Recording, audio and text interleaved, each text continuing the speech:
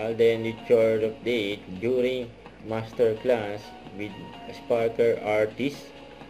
And nag-usapan pa nga dyan tungkol sa handling finances at managing business, kung paano ang tamang paghawak ng pera. Ito, pakinggan nyo, sinabi ni Alden. Walang investment na pasok ka ng 10,000, after 1 month, 50,000 na yan.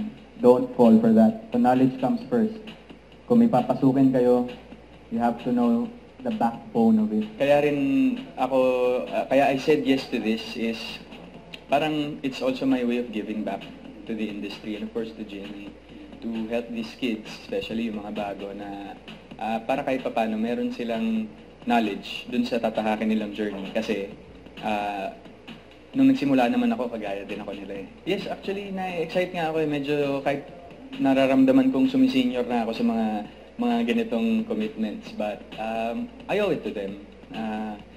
Kahit paano, I think this is my way of helping these kids. Ang sarap lang kasing i-share yung talagang journey ko na pinagdaanan ko in this industry.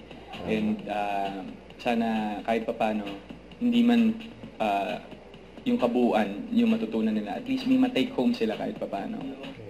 Huwag kalimutan mag-subscribe. Click ang notification bell para lang update. Ito po ang Richard Reaction Vlog. Bye guys, thank you for watching.